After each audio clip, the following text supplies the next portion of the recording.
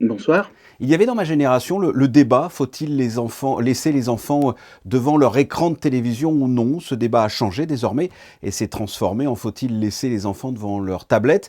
Je vous pose tout simplement la question, est-ce que pour vous la tablette est néfaste?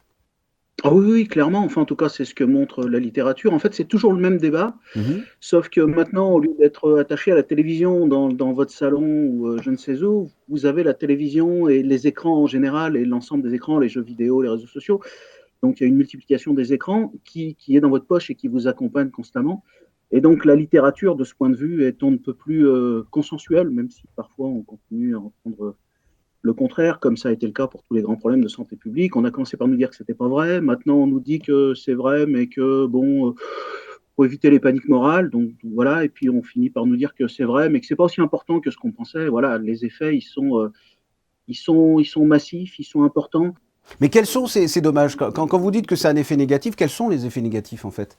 Les effets négatifs, il y a deux choses. Il y a un effet négatif de l'écran lui-même, c'est-à-dire que le cerveau, il n'est pas fait pour absorber autant de stimulation cognitive et visuelle.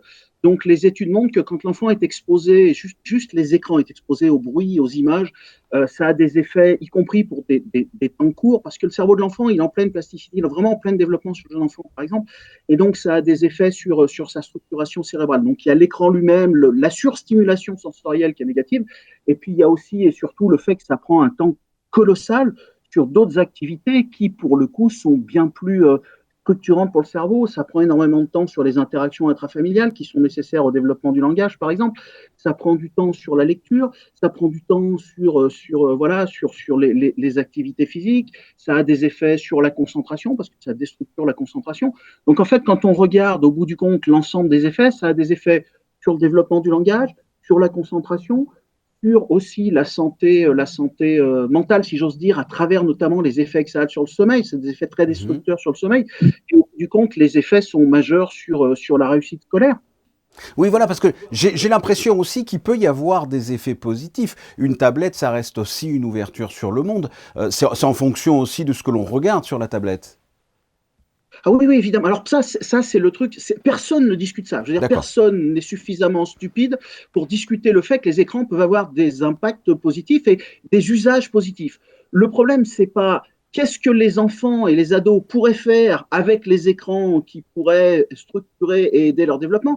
La vraie question, c'est qu'est-ce qu'ils en font. Et toutes Mhm. les études, alors là, pour le coup, toutes les études montrent que quand vous leur mettez ces outils entre les mains, non, ils ne les utilisent pas pour ce que ça pourrait avoir de positif, encore une fois, ce que personne ne nie, mais ils les utilisent surtout essentiellement et quasi exclusivement pour les activités dont il a été démontré qu'elles sont pour le coup hautement délétères, c'est-à-dire regarder la télévision, des films, des séries, jouer à des jeux vidéo et puis passer du temps sur les réseaux sociaux. Les réseaux sociaux, c'est un bon exemple, c'est-à-dire que Mhm. vous pouvez avoir un usage éventuellement positif, créer un groupe classe et tout, mais c'est des choses qui sont tellement marginales que l'impact de ces usages-là, il est quasi nul et les impacts sont liés effectivement à ce qu'ils font. Et pour le coup, ce qu'ils font, c'est pas ce qu'on voudrait qu'ils fassent. Dernière question, quel conseil vous pourriez donner aux téléspectateurs, aux parents qui vous regardent concernant ces tablettes on les jette, un peu de tablettes hein, ou pas du tout, sous certaines conditions. Quel conseil vous pourriez donner?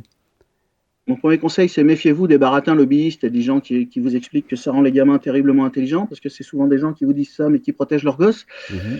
Voilà, jusqu'à 6 ans, l'idéal, c'est zéro, parce que plus l'enfant les utilise et plus après, il va devenir un utilisateur important, on forme les habitudes, et puis jusqu'à 6 ans, le cerveau est vraiment, vraiment particulièrement vulnérable. Donc jusqu'à 6 ans, l'idéal, c'est zéro. Je ne connais aucune étude, en règle générale, qui montre qu'être privé d'écran récréatif, encore une fois, être privé de Netflix, de GTA et d'Instagram, ça n'a absolument aucun impact négatif, quel que soit l'âge, et particulièrement chez les petits. Donc jusqu'à 6 ans, l'idéal, c'est zéro. Après, le moins, le mieux, en fait, avec des effets qui deviennent négatifs sur la réussite scolaire. La réussite scolaire, ça ne dit pas tout d'un enfant, mais ça mesure son développement intellectuel, son développement émotionnel, social, ça mesure plein de choses. Et une anecdote pour finir, si je peux, mais juste une anecdote. J'ai des étudiants qui sont plutôt pas mal sortis ici, qui ont fait de grandes écoles, et tous, ils me disent la même chose, c'est-à-dire, avec mes parents, c'était très tendu à l'adolescence. C'était compliqué, on s'engueulait, je voulais jouer. Et de façon unanime, j'ai jamais vu un gamin qui ne me dise pas qu'est-ce que je suis content que mes parents ils aient tenu. D'accord. Et peut-être que les tensions de maintenant, c'est effectivement aussi des promesses pour l'avenir. Et les gamins, ce qu'on les frustre, la frustration, c'est important. qui sont maintenant en termes de frustration, c'est des choses pour lesquelles ils vous remercieront plus tard. Oui. Michel Lémurger, je le rappelle, vous êtes directeur de recherche en neurosciences à l'INSERM et votre dernier livre s'intitule « Faites-les lire pour en finir ». Merci d'avoir répondu à mes questions. Merci à vous.